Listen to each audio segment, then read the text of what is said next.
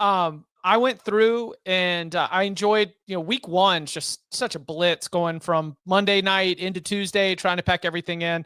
Didn't really have a lot of chance to really go fully under the hood. So I went through yesterday and I started separating teams that are significantly better than what I was expecting coming into the year and teams that are significantly worse. And I kind of was starting at the end. There were some teams that I think, and I wanted to at least, throw this at you guys and see if you agree. I think that Oregon is better than I thought coming into the year. Agree? Yeah. Yes, 100%. Okay, because we were talking about a floor for Oregon. We're like, oh, they're so talented. Like bottom's not gonna fall out, but we could easily see this team fall into 9-3 or 8-4, and I just don't see that whatsoever. Oregon, even coming in, having Oregon as a top 3 team in the Big Ten, they are significantly better than what I had coming into the year. Because the quarterback. You think so? Yeah.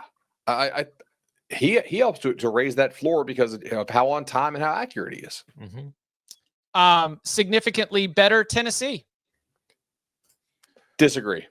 Yeah, we'll see. I think Syracuse sucks. Like they needed if Syracuse had played UConn to overtime in week 1, Tennessee would not be receiving the hype that they are now. The order in which the games were played mattered because we had not seen Syracuse play yet. So we were still sort of imputing that 9-win or 10-win season from 24 for Syracuse when, in fact, like they lost almost all their good players, and I don't think they're any good. You think Tennessee thinks that they are better than they thought? Like inside that building?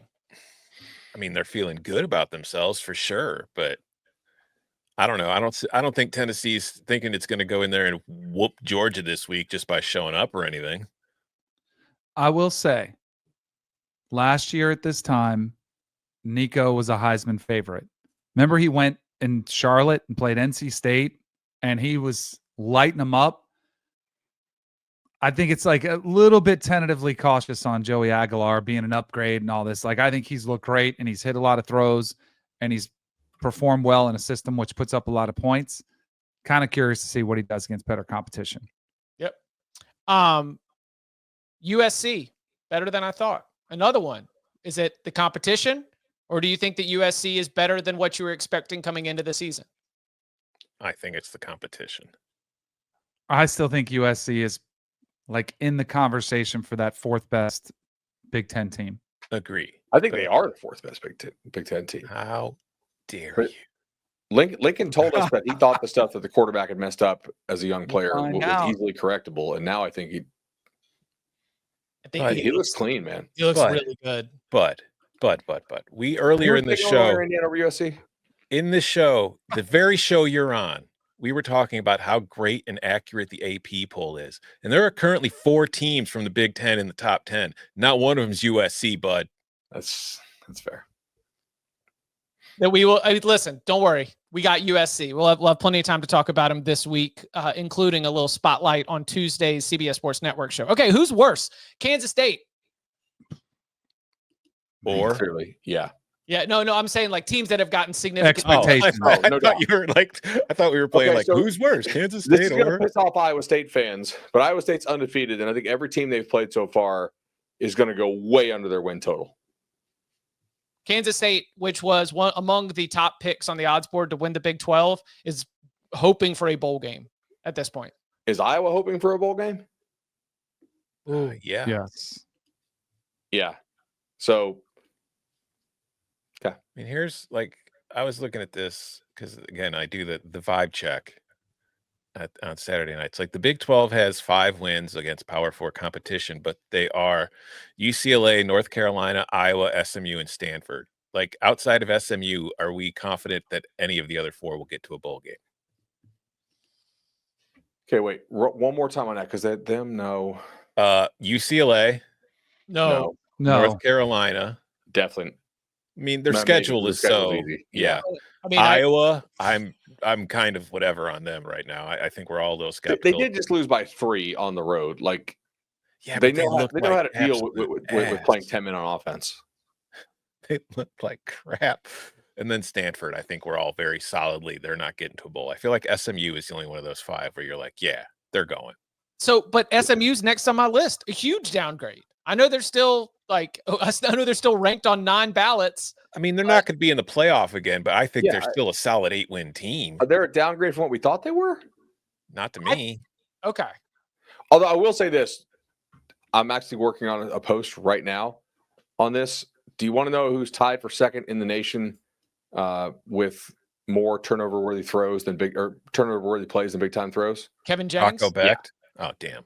No, it's Kevin Jennings. I don't think, you can't take anything away from the first one, but there was a lot in the game against Baylor that was alarming. I know we made the joke about blowing the lead, but even if they had won, I might have come back and ratcheted it back a little bit. And I think that it's important for me to frame it where I had them as a top 20 team. I had them as a team that was maybe the 3rd or 4th best in the ACC.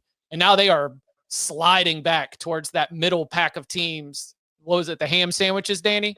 Yeah, Yep. they are looking a lot more like a ham sandwich than a playoff contender right now. So I've got SMU as a big time downgrade. I've also got Duke as a downgrade. Now I'll go back to Duke. the guy that Tom was interacting with, the Duke fan.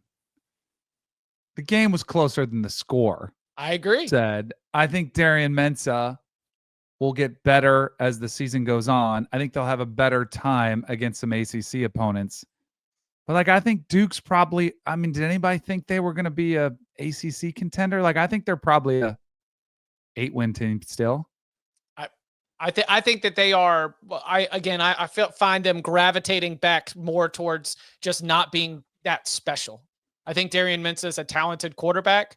I think they are an average ACC team. And I was thinking that based on the way that they won games last year, they could be an above average ACC team. But it is the coaching mistakes. It was the mistakes on the field, shooting themselves in the foot repeatedly. It's just not, it did not look like winning football. And that's normally how you close the margins at a place like Duke. How many teams in the ACC would you take over Duke, though? 5 or 6? Ooh. I'm taking Clemson, Florida State, Miami. Yep. Louisville. I would take Louisville, FU. even though Louisville did not exactly cover itself in glory against James Madison. Yeah. But And I would take SMU. maybe? So, yeah, I would say those All 5. right. Georgia Tech. No. You take Duke. I think they're about the same. Yeah. Right. Exactly. I think there's kind of that kind of glob of SMU, Louisville, Georgia Tech, Duke. Big downgrades on UCLA and North Carolina and Oklahoma State. Any arguments with those 3 very big downgrades? Again, like Danny Sell and Mark Gronowski, UCLA, they allowed pressure on 62.5% of their dropbacks in the opener against Utah, down to 26.1 against UNLV. So only a quarter of the time is Nico being harassed now. And as I was doing a reassessment of the Tar Heels, we keep saying, but the schedule. And the problem is that North Carolina is the team that everybody else in the ACC wants to play. They are much more like Cal and Wake Forest and Stanford than they are like a team like an NC State or a Duke. So, yeah, they still have – it's better than having to have it loaded up with Miami, Florida State, and Clemson.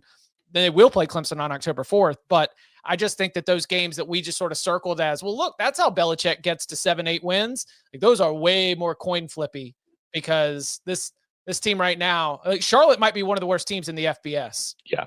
And North Carolina did enough to win against one of the worst teams in the FBS. Excuse me. Going back to the Duke thing, though. Sorry, but I was making fun of the Duke fans, and Danny, you said the game was closer than it looked.